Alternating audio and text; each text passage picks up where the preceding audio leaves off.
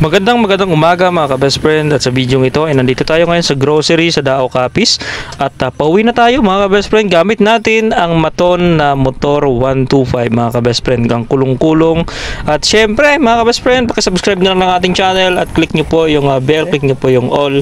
At yun, pauwi na tayo mga ka-best friend. Medyo maulanin na araw ngayon dahil nga yung ating kulong-kulong ay walang boom. At syempre magtitiis tayo ngayon dahil ambon-ambon lang naman ang ulan at hindi naman gaano makakabasa sa atin mga ka-best friend. Naka-jacket naman tayo at namili kami ng para sa tindahan o tiangge kung tawagin pag dito sa amin mga ka-best friend. Dito kami ng grocery sa Dao Capiz, kaya yan, long ride tayo papunta ng Sigma Capiz mga ka-best friend gamit itong Maton. Buti marunong ako mag-drive nitong kulong-kulong kasi pag hindi tayo marunong ay wala silang driver mga ka-best friend. Talaga nga namang namamangha ako sa motor na ito dahil isang sipa lang ay talagang umaangkada na mga ka-best friend. Malambot ang clutch at ang preno ay smooth lang, hindi dikit. Kaya talagang maganda i-maniho itong motor na ito. Kahit may kalumaan na, pero talagang sigurado at garantisado pag nagmamaneho ka nito mga ka-best friend. At ang ulan ay ambon-ambon lang, kaya tara guys, larga tayo. Papunta na tayo ng Sigma Capiz na kung saan ay pauwi na tayo mga ka-best friend. Dito tayo ngayon sa bayan ng Dao Capiz. Siguro mga nasa mahigit lang 10 minutes ang biyahe simula sa bayan ng Dao Capiz papunta doon sa Sigma Capiz o Kugon, Barangay Kugon, Sigma Capiz mga ka-best friend. Kung mapapansin nyo, medyo magalaw pa nga yung ating manobela gawa ng naninibago ako talaga mga ka-best friend dahil medyo may kabig itong ating manobela at parang nanghila siya papunta sa kanan, kaya hindi ko masabi na talagang relax ako dito. So yun, pero okay naman yung makina niya, talagang tuloy-tuloy naman yung andar, hindi naman mamatay, walang problema mga ka-best friend. Ayan, kung mapapansin nyo, manobela lang yung malikot sa atin dahil hindi tayo sanay sa ganitong trike dahil ang ating nasanayan na trike ay Rusi Chariot na kung saan ay nasa gitna yung manobela. Sa bayan ng Dao mga ka-best friend ay mapapansin natin na talaga namang bibihira yung sasakyan dito. Iilang motor, iilang tricycle lang ating makikita dito mga ka-best friend. Ang daanan na ito na binabaybay natin mga ka-best friend, ang tumbok nito ay National Highway na palabas doon sa may Asian Highway 26 ba kung tawagin, o yung 4-lane na highway mga ka-best friend. So yun, doon dumadaan yung mga bus, mga truck at iba pang mga sasakyang malaki mga ka-best friend. Dito na rin mga ka-best friend ay naramdaman ko na parang tuluyan na nababasa yung ating damit gawa ng tuloy-tuloy yung ambon. Kahit ambon lang pala talagang mababasa pagka walang bubong ang ating kulong-kulong mga ka-best friend. So, ang maganda sa kulong-kulong, meron siyang bubong para talagang hindi mapapasa. Guys, kung gusto niyo pala bumili ng mga herbal products or mga pamatak sa mata or capsules na kung saan ay talaga na mga nagbebenta tayo nun mga ka-best friend. Meron tayong healing lotion, wonder drops na pamatak sa mata, at capsule na para pang intake katulad ng detox capsule, melter, healing G at iba pang mga capsules. No, kung bibili kayo, kontakin nyo lang po yung ating page, PM lang po kayo sa ating page or comment down below lang dyan sa ating video mga ka-best friend. Ayun, so nandito na tayo, palabas na tayo ng bayan ng Dao mga ka-best friend. Kung makita nyo, medyo matubig dito gawa ng kaninang umaga ay talaga namang napakalakas ng ulan dito. So andito na tayo sa kanilang bayan, palengke mga ka-best friend. So dito sila namimili pagdating ng market day, namimili ng isda at kung ano pang mga grocery at iba pang mga bilihin mga ka-best friend. At makita nyo naman talagang bibira lang yung mga naglalakbay ngayon, sasakyan wala din. So makakasalubong tayo motor, tricycle, pero yung mga 4 wheels bibira po dito. Kaya talaga namang napakaluwag ng daanan dito mga ka-best friend. Ito na mga ka-best friend, kung mapapansin nyo talaga namang kung makita nyo yung ating manobela nagwiwigil yan dahil nga hindi tayo sanay sa ganitong trike. Kung mapapansin nyo, medyo nakabig-kabig pa tayo dyan at may time na gumigilid tayo dahil nga hindi tayo sanay sa ganitong trike mga ka-best friend. Kaya yun malikot yung ating manobela. So medyo nakikilisan ako sa manobela o talagang napakagalaw ng manobela niya pagka ito yung ginagamit natin. Yan, kakaiba siya compared to sa trike dahil nga yung kanyang handlebar ay nasa left side o yung kanyang manobela.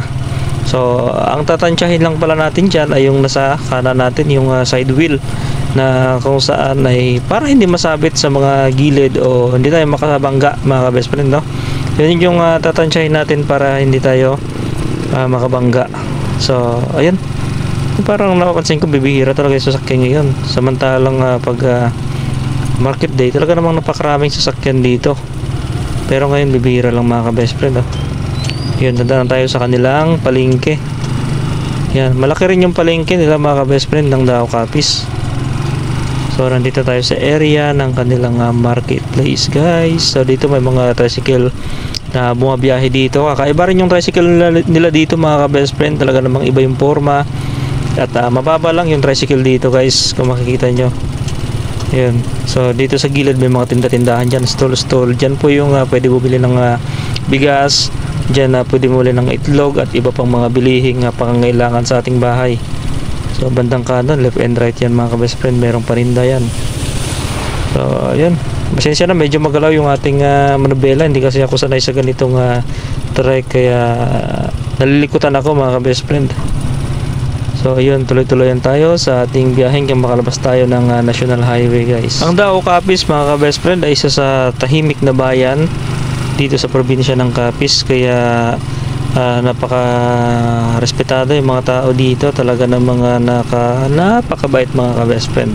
Dahil nga may time na yung aming sasakyan ay nasiraan, so iniwan namin sa isang talyer ng paayusan ng mga aircon. So okay naman, din naman nagkaroon ng panluloob sa aming sasakyan na iniwan doon. Okay naman, mabait naman sila dahil pinaiwan niya. So nasira yung ating radiator nakaraan, kaya iniwan natin ito sa bahay. Shout out po dito lang sa may tulay ng Dao Capiz na pumayag para iwan yung aming sasakyan na private mga ka-best friend. So nandito na tayo sa medyo makitid na area, pero 2 lane ang daanan mga ka-best friend. So medyo basa na rin yung ating damit, gawa ng tuloy-tuloy ang ulan, at paunti-unti na nababasa yung ating damit guys, jacket. So kung mapansin nyo, yung ating kamay umitim na, gawa ng kung saan tayo napunta nung umuwi tayo ng probinsya mga ka-best friend. Napunta pa tayo ng Iloilo, napunta pa tayo ng Rojas. So umitim na yung ating kamay mga ka-best friend dahil hindi tayo nagagwantes kung mapansin nyo. Kaya yun. So mega love shout out pala kay Gibbs TV. Mega love shout out sa ating mga Rusi Chariot supporters and followers dyan. Comment down below lang kayo mga ka-best friend para ma-shout out natin ang inyong mga pangalan ng channel guys, no? Comment down below lang, at sa next vlog sa shout out natin yan. So yan, napakalawak ng daan dito. Ito yung shortcut papuntang bayan ng Dao Capiz guys, no? So kakanan na tayo dito sa highway. So pag kumaliwa tayo, diretso yan ng Iloilo mga ka-best friend, pero pag kumanan tayo, diretso po yan ng Roas City, at diretso rin po yan ng Kalibo, Aklan. So yan, tingin muna tayo guys sa kaliwa dahil mabibilis yung sasakyan dito, kaya talagang dubli ingat tayo pag tumawid o pagka sumingit tayo dito sa highway guys, no? So nandito tayo sa tulay, at binabati ko pala yung iniwanan namin sa sasakyan na mabait dito. Andito lang sa right side, yan yung may payusan ng aircon, dyan namin iniwan yung kotse na nagka-diferensya doon sa kanyang radiator. So thank you guys. So gilid na lang tayo para hindi tayo makaabala sa mga matutuloy na sasakyan na umabot din naman ng talagang 120 ang takbo mga ka-best friend. So dito mayroong tinatawag dito na camera mga ka-best friend. Ito na yung boundary ng Dao Capiz and Sigma Capiz. Ito na guys yung boundary. Yan. So pagka tayo ay pupunta dito, ay talaga namang mamamangha ka sa mga daanan dito na malalapad mga ka-best friend. Yan. So dito lang tayo sa right side, most outer lane, para hindi tayo syempre makabala sa mga matutuloy na sasakyan, at hindi rin tayo makakos ng disgrasya mga ka-best friend. Yan. So dito kasi sa gilid talagang chill ride lang tayo guys, no? Dahil nag-iingat din naman tayo, at para hindi rin tayo makabala sa iba. So yan, dito para sa simula sa Dao Capiz papunta sa Sigma ay merong tinatawag na speed limit. Alam niyo naman siguro kung ano yung speed limit. Ang speed limit po, yun ang naglilimit ng ating takbo para hindi tayo maging mabilis o hindi tayo maging waswasan sa highway guys, no? So sa motor, ang speed limit dito ay 80 kph. Kakalang ko 60 guys ang speed limit. Sa 4 wheels ganun din, and sa bus 60 kph ang speed limit maximum. So yan, mababagal lang ang mga sasakyan dito pag dumaan, gawa ng merong camera boundary to boundary ng Sigma Capiz dahil nga yung area na binabaybay natin dito ay talaga mang rektahan. Ito hindi lang rektahan, ito ay espalto, kaya taman talagang magpapatuling ka dito. Yan, talagang mabilis yung sasakyan dito. Pero pagdating dyan, itong may barandilya sa gitna o yung parang may harang sa taas po niyan, merong camera, kaya nalalaman ng poso kung sino yung mga nag-overspeeding gawa ng merong camera, at na detect nila kung ilan yung speed natin. So pag nahuli ka dito, magmumulta ka talaga mga ka-best friend ng limpak-limpak na libu-libo mga ka-best friend. Pag depende lang naman mga ka-best friend sa violation, no? Overspeeding. Minsan nanghuli din sila dito, walang helmet, no? So gigilid muna tayo dito bago kumaliwa, dahil kakaliwa na tayo dito sa intersection. Yan, kakaliwa tayo dyan mga ka-best friend. So syempre doble ingat tayo, kaya natingin tayo, kiniklear muna natin bago tumawid dahil napakadelikadong daan to. Kung mapapansin nyo, talagang mabibilis yung 4 wheels at mga motor dito sa highway ng Sigma Capiz. So papasok tayo dito, medyo pasukin nga lang dito mga ka-best friend, gawa ng wala, ito talaga yung daanan nila. So madadaanan natin dito yung tindahan and mga palayan mga ka-best friend. Malalapad din yung palayan dito. Yan, left and right yan, mga palayan yan. Ang problema lang dito pagdating ng tag-ulan, yan, ay talaga namang binabaha itong lugar na ito mga ka-best friend. At hindi pa ito simentado, itong area na yan dyan mga ka-best friend. Yan, kung mapansin nyo, nag-ano pa sila ng palay. Hindi pa yan simentado guys. So off-road at lubak-lubak pa yung area na yan dyan. So papasok na tayo doon sa barangay ng Kugon. At nandito pa lang tayo sa barangay Dayhagon, binabaybay natin going to barangay Kugon mga ka-best friend. So pagdating ng tag-ulan, pag bumaha dito, ang daanan na to ay hindi rin matadaanan dahil nga hanggang dibdib kuno ang tubig, ayon sa aking nabalitaan mga ka-best friend. Hindi pa naman ako nakakita dito ng aktual na baha, pero ayon sa mga kwento ay talaga namang napakalalim itong area na to dito mga ka-best friend. So yan, medyo maputik, malubak ang ating daanan paakyat ng barangay Kugon guys, no? So pagka ang trike mo dito ay hindi sanay sa lubak, ay pwedeng masira. Yan, buti naman yung trike na ginagamit natin o yung kulong-kulong ay talaga mang sanay sa bakbakan, sanay sa off-road mga ka-best friend. At talaga namang napakalakas to mga ka-best friend dahil maton ito. So isa ito sa pinaka matibay na motor ng maton. Okay, so yan, may mga palay na sa gilid natin na tanim, mga palayan. May mga motor din tayong nakasalubong dito mga ka-best friend. So dahil nga ito yung pangunahing produkto dito sa Sigma Capiz, ay yan ang makikita natin, naglalawak ang palayan. Doon pa tayo sa medyo looban na lugar ng barangay Kugon, no mga ka-best friend. So medyo malayo pa yung pupuntahan natin, uuwiin natin mga ka-best friend. At doon mamaya sa taas ay makikita ninyo yung lugar natin, talaga ng mga maputik.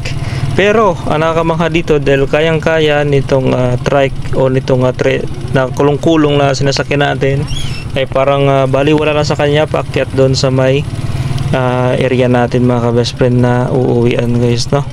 So dito na portion rough road at malubak, maputik. Pero pagdating natin, paglagpas natin ng barangay Dayhagon, papasok ng barangay Kugon guys, ay sementado na yan. Kaya walang problema sa putik at lubak doon dahil nga sementado na. So dito lang talaga sa barangay Dayhagon ang maputik at malubak. Iyon. So tuloy-tuloy na tayo sa ating biyahe mga ka-best friend. So kamusta yung ating mga kasama dito? Dahil nga first time tayo nakadala ng kulong-kulong, sana hindi sila natakot sa atin na sa ating pagmamaneho nitong kulong-kulong. Dahil nga talaga namang unang beses ko pa lang ito magmaneho nitong kulong-kulong.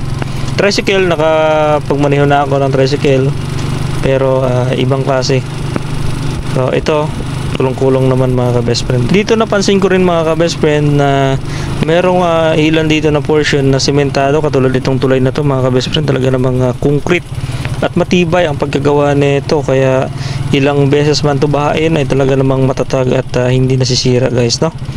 So pagdating natin dito, rough road at maputik na naman ang area na to.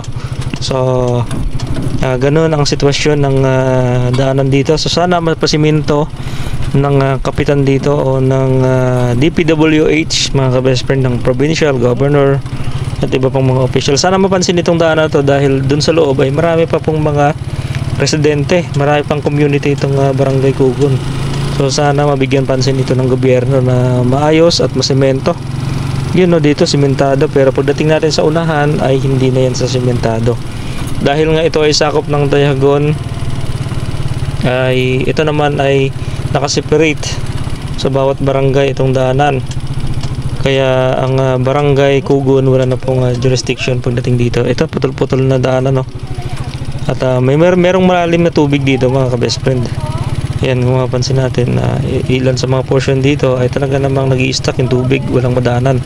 At lalo na pag bumaha o umulan ng siguro mga oras lang ay talaga namang naglalim yung tubig dito guys, no? Ilang minuto na lang, mga ka-best friend, ay matutumbok na rin natin ang Barangay Kugon. So paglagpas natin itong rough road at maputik na daan, malubak, ay makakapasok na rin tayo sa talaga ng mga simentado at magandang daanan dito sa Barangay Kugon. So yan, dito lang naman ang medyo mahirap. Yun guys, no? At pakisubscribe naman ang ating channel at pakiclick guys ng ating notification bell para updated kayo sa ating mga vlog dito sa Kugon, mga ka-best friend, dahil talaga namang marami pa tayong i-upload dito sa Barangay Kugon. So yun, ang pangunahing transportation ng mga residente dito sa Barangay Kugon ay tricycle, no? Maraming tricycle dito na bumabiyahe papunta ng Sigma o bayan ng Sigma, mga ka-best friend. Eto, nakaapak na naman tayo ng sementadong kalahati, mga ka-best friend. So yan, ba't kaya nagaganito yung daan dito? Merong portion na kalahati lang yung sementado, kalahati yung lubak, and meron din namang buo, mga ka-best friend, para nga talaga namang sinadya ito guys, no? Kuha ng putol-putol. So yan, hiling ng mga residente rin dito na may ayos na yung daan dito guys, dahil marami na ring mga botante dito para sa loob. Umabot na rin ng 1,000, mga best friend. So yun, ito naman, sementado siya, kaya nga lang parang matagal na yung daanan na to, gawa ng meron ng damage, meron ng bitak. So yun, tuloy-tuloy lang tayo sa ating biyahe papunta doon sa looban. So maya maya maabot na rin natin itong sementado na sakop ng Barangay Kugon. So doon na mag-uumpisa yung ating sementadong daan. Naramdaman ko kay Maton na motor itong ginagamit natin ay mabilis uminit yung engine. Siguro talagang luma na yung oil niya. Pero kagandaan dito, hindi naman siya namamatay. Kaya nga lang ramdam ko yung init ng makina sa ating paa. Yan. So hindi naman siya namamatay, mga ka-best friend. Ang kulong-kulong na to guys ay matibay. So sulit yung mga bakal na ginamit dito. Talaga namang hindi tinipid guys, no? So yun. At nandito na tayo sa portion ng Dayagon, mga ka-best friend.